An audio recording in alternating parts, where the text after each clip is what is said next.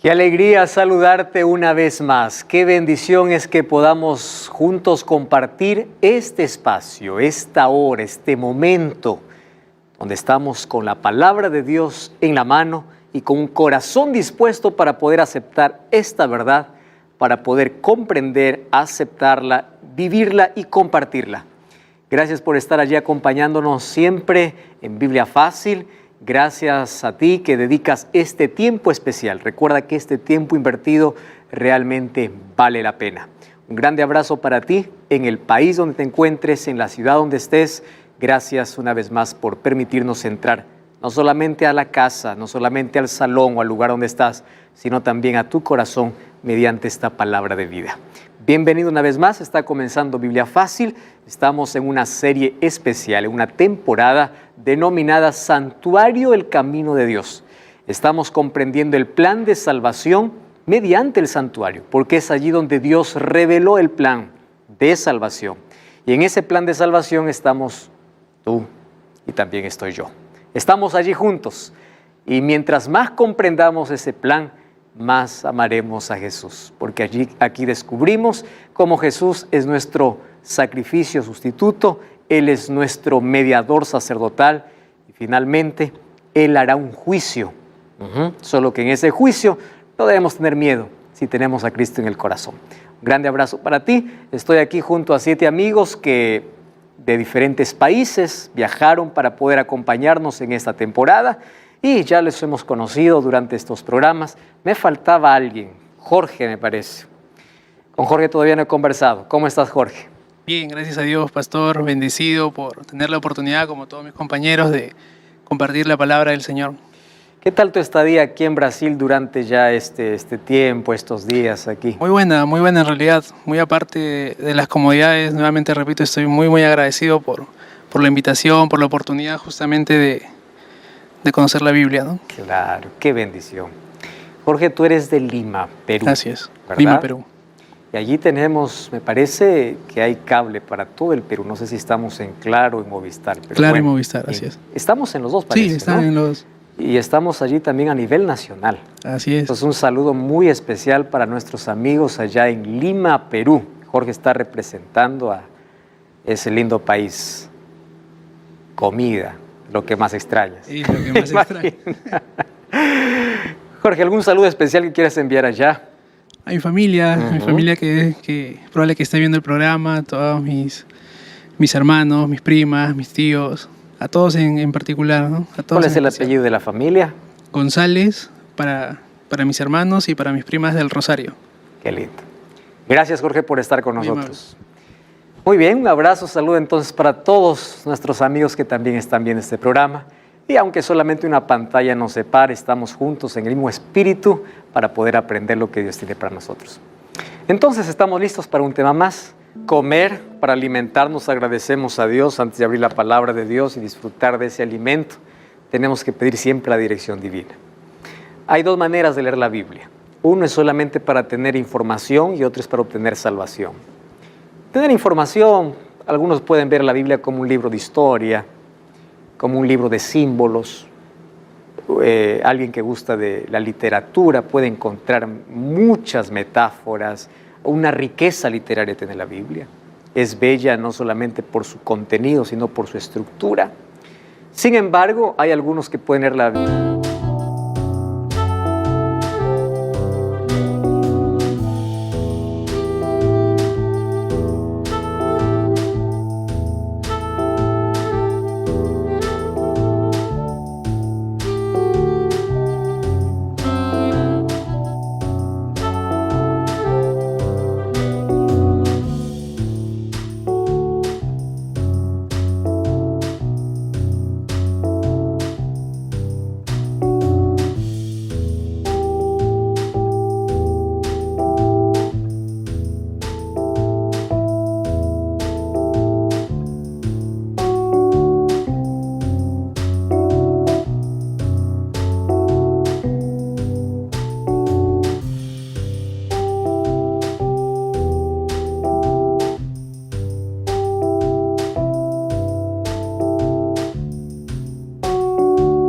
Biblia solamente por información, pero aquel que va a la Biblia en busca de salvación y de un conocimiento sincero acerca de Dios, necesita siempre pedir la dirección divina. Porque el mismo Espíritu que inspiró al profeta a escribir es el mismo Espíritu que hoy ilumina nuestra mente para comprender el mensaje. Hoy, amigos, vamos a hablar sobre un tema muy importante. Ya acompañamos a Jesús durante su recorrido en diferentes momentos, en diferentes lugares durante su ministerio. Y allí comprendimos que el camino de Dios estaba en el santuario, el plan de salvación estaba revelado en el santuario. Y comprendimos cómo Jesús vino, nació allí en el campamento, entró al santuario, pasó por la fuente de agua, pasó por el altar de sacrificios. Después de 50 días entró al lugar santo y allí estuvo por un largo periodo hasta entrar en una nueva función de juicio, de purificación y de juicio. Y en nuestro tema de hoy vamos a ver qué va a suceder cuando termine esa función. ¿Qué va a ocurrir cuando Jesús se levante del lugar santísimo? ¿Qué acontecimientos suceden? Entonces hoy vamos a hablar sobre el fin del ministerio de Cristo en el santuario celestial. En los programas anteriores hemos visto cómo se cumple esa función en el lugar santo, cómo es que Él realiza su obra en el lugar santísimo. Y hoy vamos a ver en qué momento sabemos que Jesús sale. ¿Existe alguna fecha? ¿Existe algún tiempo dado por la palabra de Dios donde ya no habrá más gracia, más perdón, más súplica? Eso vamos a ver hoy. Antes yo quiero llevarlos una vez más al libro de Salmos. Allí en Salmos ya hemos entendido muchas cosas interesantes. ¿Recuerdan ustedes en Salmo 73 cuando vimos a Asaf quejándose de todas las cosas que estaba sucediendo y tenía envidia de aquellos que prosperaban y ni siquiera temían a Dios? Y él dice, todo esto sucedió antes de entrar al santuario. Cuando entré al santuario, mi visión cambió. Una cosa es decir Dios es bueno por concepto. Otra cosa es conocer el amor de Dios viviéndolo en la propia experiencia. Y eso se vive cuando se conoce a Dios, a Jesús en su profundidad. Y para conocer a Jesús en su profundidad tenemos que entrar al santuario porque todo lo que estaba aquí representaba a Cristo. Ahora, el libro de Salmos, de paso, es el libro más extenso que nosotros tenemos en la Biblia. No hay un libro más grande que ese. Sin embargo, era una colección de oraciones, de agradecimientos, de súplicas. Y estos salmos eran cantados en el santuario. Cuando el pueblo tenía que salir del campamento, del lugar donde estuviese, especialmente en las fiestas, ellos salían en familia cantando salmos.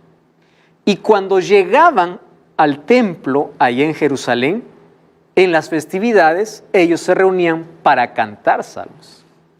Nosotros ahora no tenemos idea de cómo era la música de esos salmos. No conocemos. Sin embargo, imagínense un día preguntar a David, cuando estemos ahí en el cielo, David, toca con tu arpa el Salmo 23. Aquí hay varias versiones que nosotros ya hemos escuchado de Salmo 23. Jehová es mi pastor, nada me faltará. Pero imagínense la música original que fue compuesta allí por David y él mismo tocando, ¿no? Tocando y cantando. Hay lindos salmos, Salmo 133, por ejemplo, cuando allí dice, mirad cuán bueno y cuán delicioso es cuando los hermanos habitan juntos en armonía. Lo cantaban con alegría, se abrazaban, cantaban, adoraban a Dios. Y tenemos otros salmos, Salmo 122, cuando decía, yo me alegré con los que me decían, a la casa de Jehová iremos. Este salmo era cantado especialmente cuando ellos tenían que subir a Jerusalén, cuando ellos tenían que ir a la fiesta, ¿no? Y este era un salmo del camino, de alegría. Yo me alegré con aquello que decía, vamos a Jerusalén, vamos a la casa de Jehová. Y todos salían cantando, agradeciendo a Dios. Entonces, encontramos nosotros salmos de celebración, de gratitud, de petición, pero todo esto eran composiciones para poder cantarse en el santuario. Y el primer texto que leímos nosotros sobre salmos aquí en esta temporada fue Salmos capítulo 77, versículo 13. De paso es un salmo es un versículo que no debemos olvidar. Y allí dice, oh Jehová, tu camino está en el santuario. La traducción correcta, o yendo allí al original, que se escribió en hebreo, sería: tu camino está en el santuario. No tu camino es santo, sino tu camino está en el santuario. ¿Por qué? Porque la palabra Bakodesh se traduce como santuario. Esa misma palabra aparece 28 veces en el Antiguo Testamento y 26 es traducida como santuario. Entonces, aquí fue colocada santo, más su traducción correcta sería santuario. Entonces, tu camino, oh Dios, está en el santuario. Ahora, nosotros comprendimos que el plan de salvación estaba revelada en el santuario. Y es por eso que hemos acompañado a Jesús en su caminata por ese santuario. Cuando vamos a Gálatas 4:4, nosotros encontramos que cuando se cumplió el tiempo, Dios envió a su Hijo, ¿verdad? Y cuando Él nació, Juan capítulo 1, versículo 14, dice que Él habitó. Esa palabra habitó, aquí ya mencionamos que era un neologismo, es decir, una palabra nueva, una palabra creada por Juan, y mejor traducida es así, y Dios tabernaculó con nosotros. Interesante, es kenosen, la palabra griega. Dios se instaló, vivió con nosotros, tabernaculó. ¿Y dónde tabernaculó? En el campamento. Él habitó con nosotros. Ahora, ¿cuántos años demoró Jesús para poder entrar o para poder salir del campamento y entrar en el atrio del santuario? Demoró 30 años. Y lo primero que hizo cuando entró en el santuario fue pasar por el primer mueble del santuario. Y este mueble, donde los sacerdotes se lavaban las manos y los pies, este mueble representa hoy el bautismo, donde nos purificamos, donde nuestra vida es nueva y renovada en Cristo. Esta agua hoy es el símbolo de una entrega completa a Dios, donde Cristo purifica nuestra vida y donde 2 Corintios 5:17 somos nuevas criaturas. Entonces, Jesús se bautizó no porque Él era pecador, primero para dar ejemplo. Y Jesús dijo a Juan, es necesario que se haga de acuerdo para hacer justicia, no solamente para dar ejemplo, sino que Él estaba cargando la culpa de la humanidad. Entonces, Él también se bautizó, representando aquí el altar, que era de bronce, o este primer mueble, que era una fuente de agua. Desde la fuente de agua hasta el altar de sacrificio, Jesús demoró 3 años y medio. ¿Qué sucedió?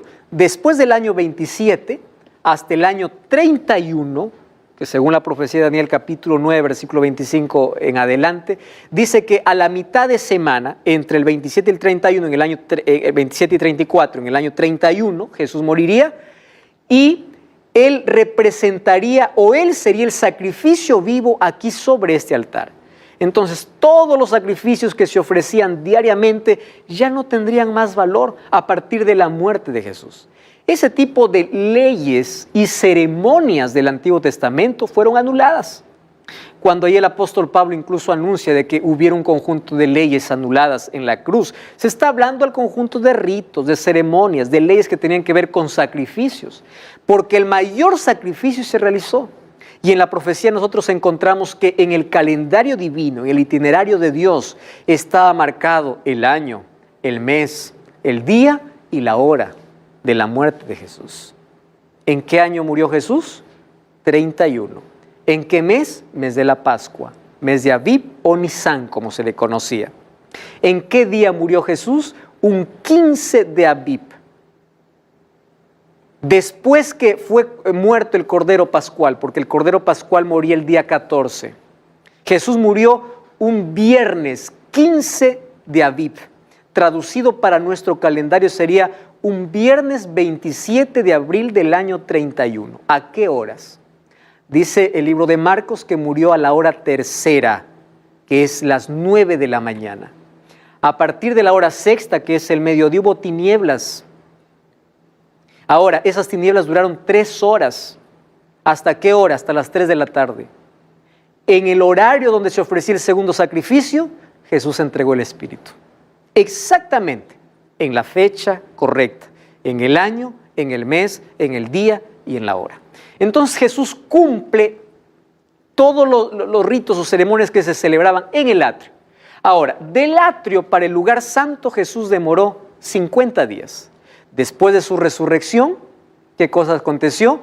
40 días más estuvo con sus discípulos y les dio la orden que todavía no salgan a predicar, que se queden en Jerusalén, hasta que reciban ¿a quién? Al Espíritu Santo.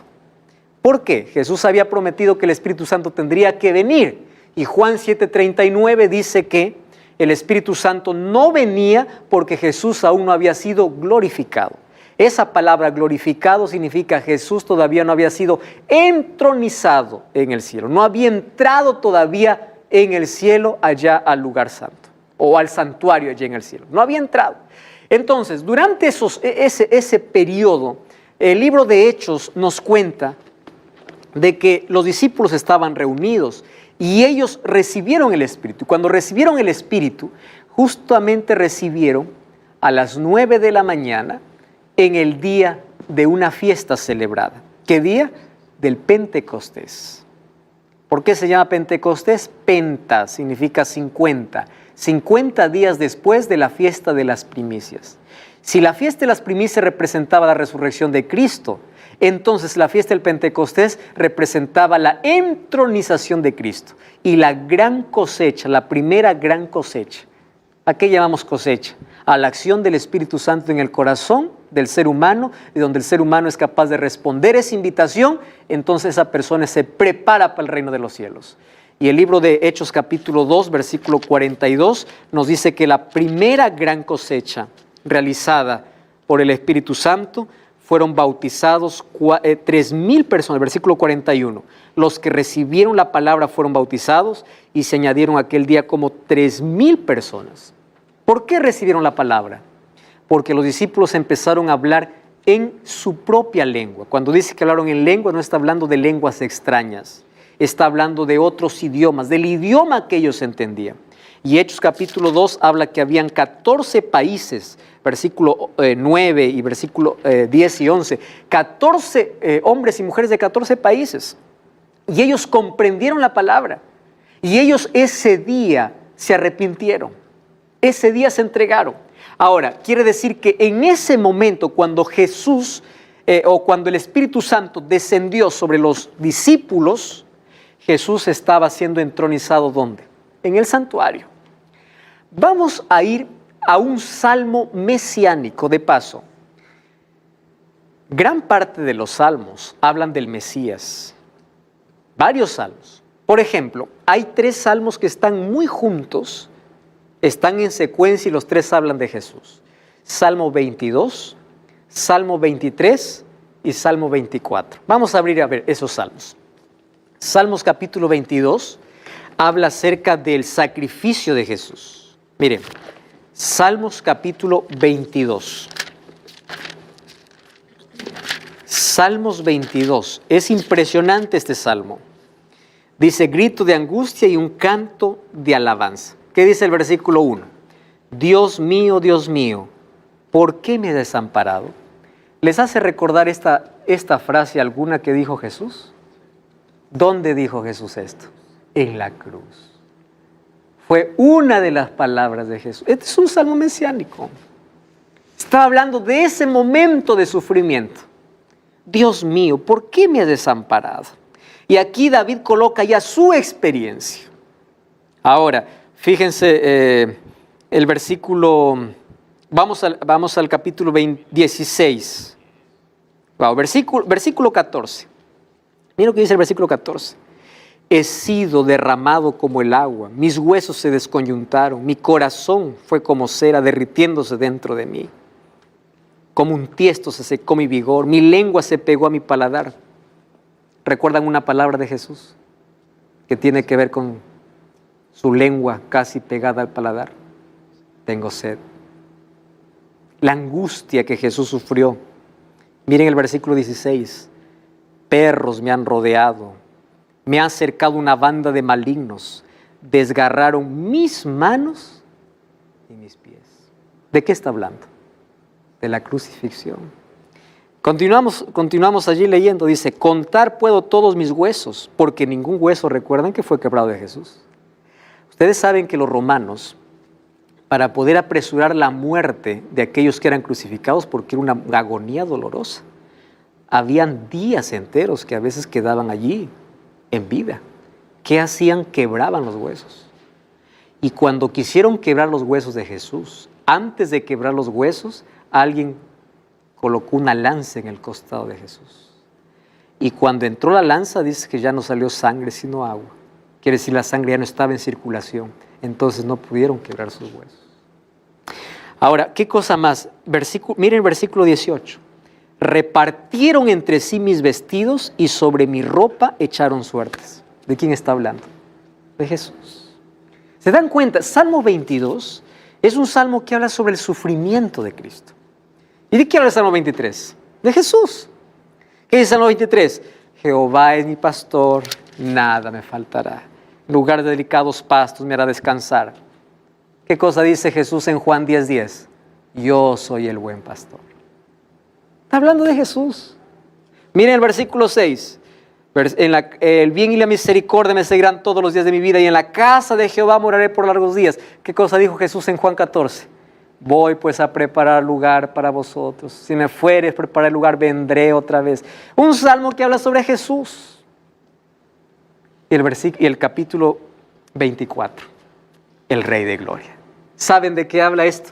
Del momento cuando Jesús fue recibido en el cielo, después de su muerte. En el día del Pentecostés, cuando el Espíritu Santo descendió a la tierra. Y el Salmo capítulo 24 es un salmo precioso para hablar del momento de la entronización. Porque allí está escrito en forma de un poema, hay riqueza literaria. Y fíjense lo que está escrito allí. Aquí he resumido algunas partes. Alzado puertas vuestras cabezas, alzaos vosotras puertas eternas. No está hablando de puertas terrenales. ¿De qué está hablando? Del cielo. Y miren la figura que usa aquí David para poder escribir ese salmo. Y dice, y entrará el Rey de Gloria. Y un coro responde, ¿quién es este Rey de Gloria? Y otro responde allí. Uno pregunta, ¿quién es el Rey de Gloria? Otro responde, Jehová, el fuerte y el valiente, el poderoso en batalla. Otra vez el canto, alzaos, oh puerta, vuestras cabezas, alzaos vosotras puertas eternas y entra el Rey de Gloria. Nuevamente pregunta el coro de ángeles, ¿quién es el Rey de Gloria? Y el otro responde, Jehová de los ejércitos. Ustedes se imaginan ese momento de la llegada, ese momento donde todos allí empezaron a recibir a Jesús después de haber aquí dado la victoria, después de haber conquistado aquel mundo que un día estaba perdido, la alegría celestial. La mayor tristeza que ya vivió el cielo fue el momento cuando Jesús murió. Tanto así que la misma naturaleza se resistió a ver a su propio Creador con el maltrato que le dieron. El sol se oscureció. 3 horas no dio más su luz, porque no quería que ningún ojo mortal pueda ver la agonía de Jesús en la cruz. Además, el cielo estaba lleno de lágrimas. Imagínense los ángeles, imagínense allí a Dios, el Espíritu, allí el Padre, viendo todo ese sufrimiento. Y allí preguntándose si valdría todo esto la pena. Y Jesús murió aún sabiendo de que el ser humano, la mayoría lo iba a rechazar, aún conociendo eso. Ahora imagínense la alegría después de la resurrección. Alcen las manos, alzaos.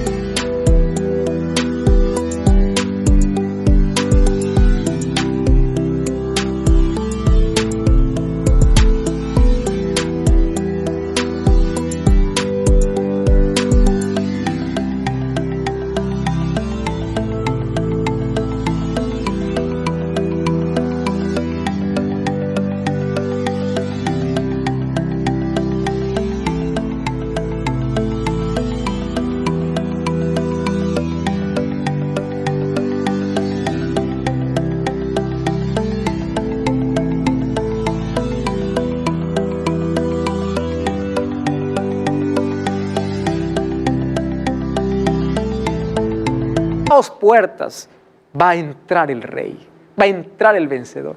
Y ustedes saben que esta ceremonia se ve de una manera más espectacular, preciosa en el libro de Apocalipsis. Cuando vamos al libro de Apocalipsis, vamos al Apocalipsis. En el capítulo 4 y el capítulo 5 hablan acerca de una sola escena, la escena de adoración en el cielo.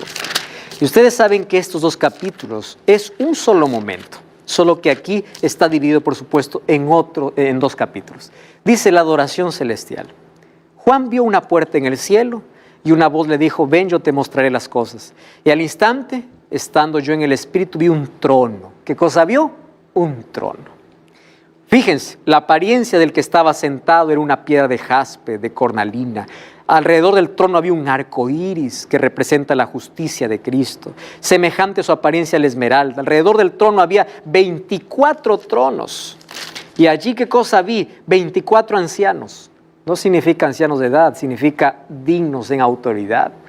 Y yo quiero invitarles a ustedes para que puedan ver la temporada de Biblia Fácil, Apocalipsis, donde allí explicamos a detalles a quién representa cada símbolo que es presentado acá. Sin embargo, miren, todos estos seres, hay seres vivientes, hay 24 ancianos.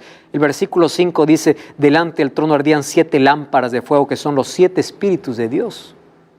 ¿Quiénes son los 7 espíritus de Dios? 7 es número perfecto y 7 significa perfección. Entonces significa la plenitud del Espíritu.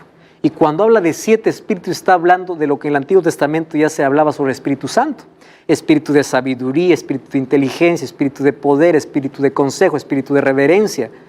Entonces, de eso está hablando, de la plenitud del Espíritu. Ahora, fíjense el versículo 8.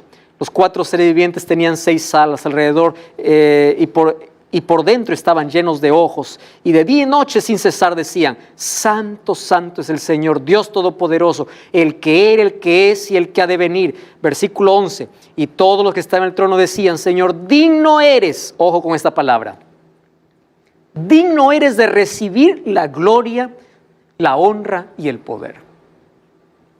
Para que ellos digan, digno eres de recibir, es porque el quien va a estar aquí o a quien están adorando hizo algo. ¿A quién están adorando? A Jesús.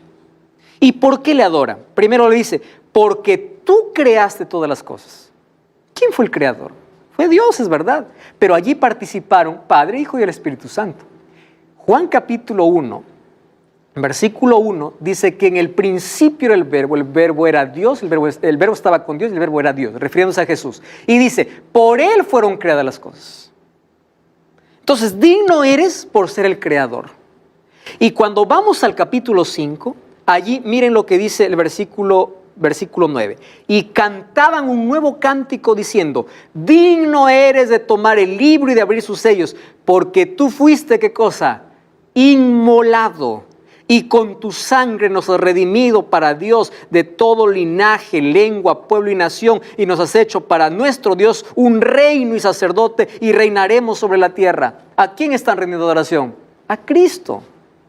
Entonces, en el capítulo 4, rinden adoración a Cristo por ser el creador. Y en el capítulo 5, por ser ¿quién? El Salvador.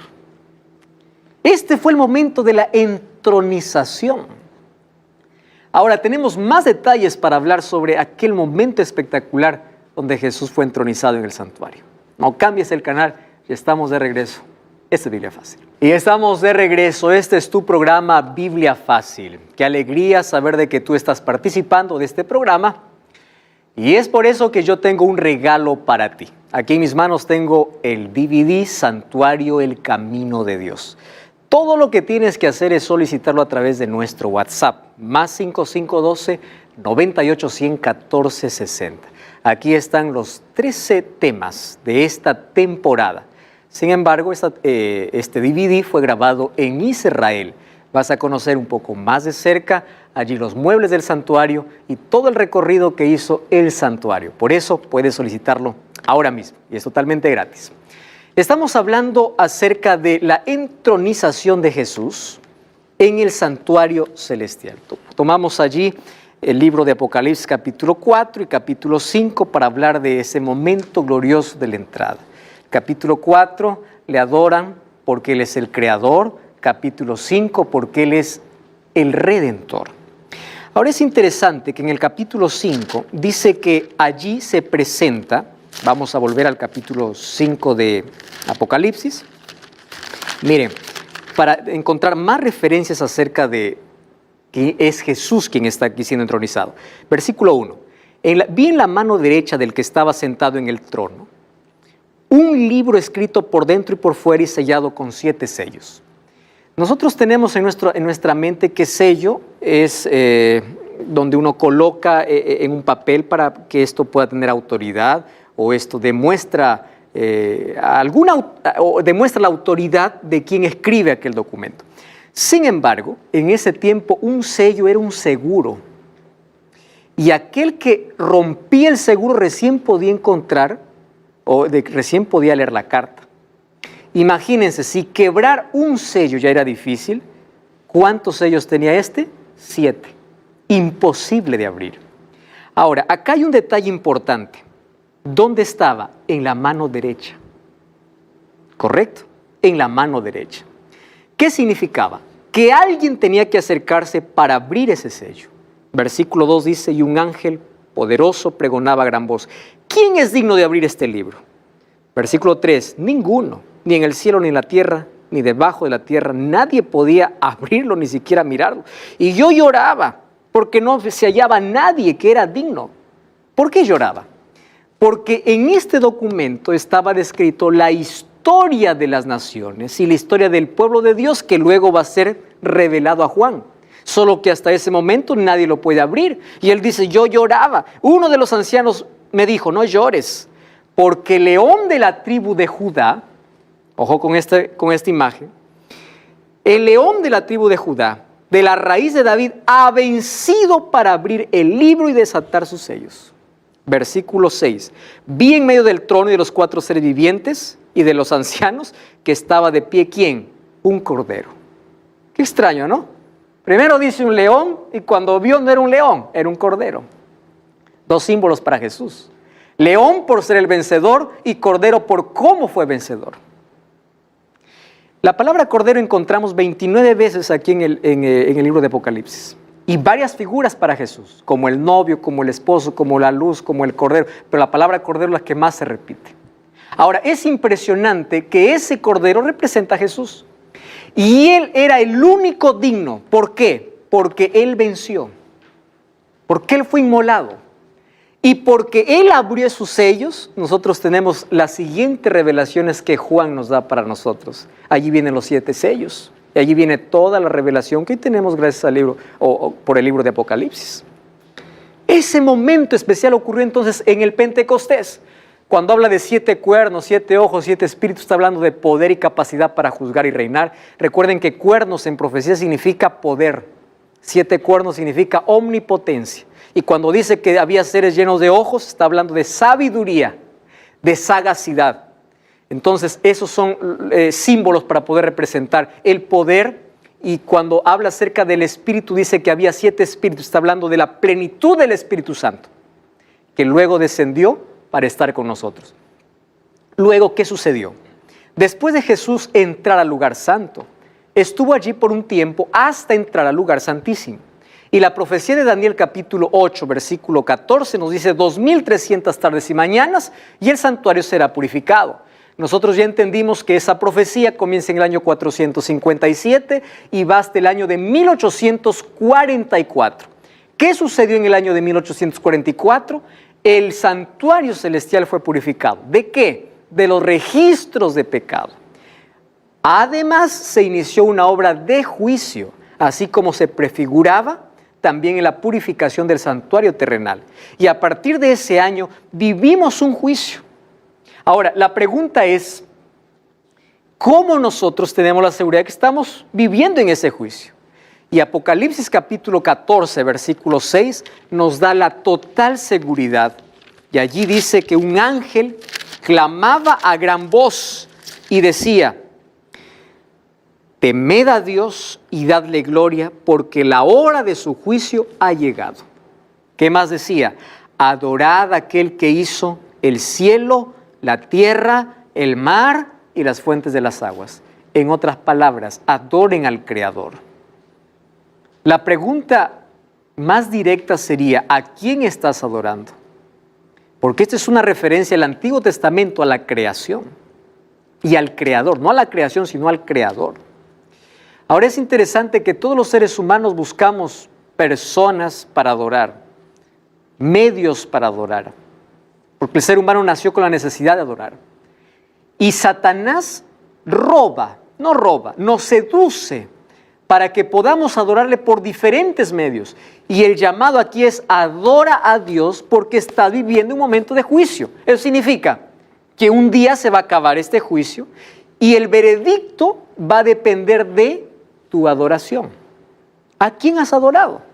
Personas que adoran placeres, otros adoran vicios, otros adoran religiones, placas de iglesia, otros adoran pastores. Pero ¿quién adora a Dios? Entonces, en este periodo de juicio, dice, tienes que adorar a Dios. ¿Por qué razón? Porque un día este juicio va a terminar.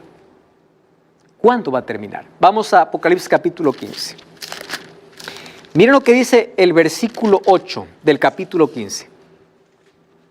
Vamos del versículo 7. Uno de los 4 seres vivientes dio a los 7 ángeles 7 copas de oro llenos de la ira de Dios, quien vive por los siglos de los siglos. Y el templo se llenó de humo por causa de la gloria de Dios. ¿Ustedes se acuerdan qué sucedía en el día de la expiación? La gloria de Dios, ¿a dónde descendía? Al lugar santísimo. Y eso significaba que el sacerdote, como ya estaba en la presencia de Dios purificando el santuario, estaba a punto de salir porque ya había purificado el santuario. La gloria de Dios llenaba allí el lugar santísimo. Y aquí dice, la gloria de Dios llenó el templo y el templo se llenó de humo.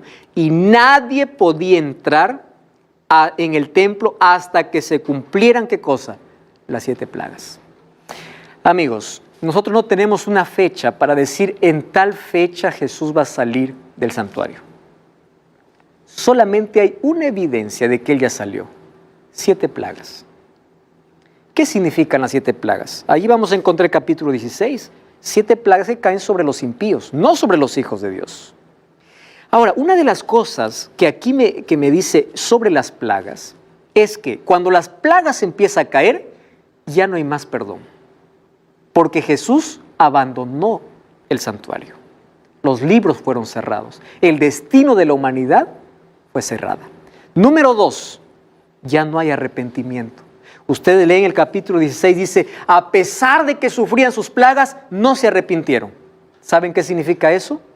El Espíritu Santo ya no llama a las personas. Ya no, porque ya no hay oportunidad.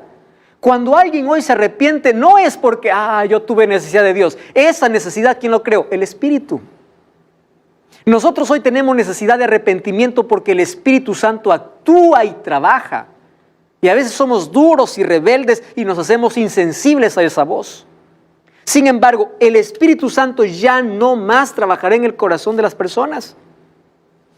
¿Qué otra cosa?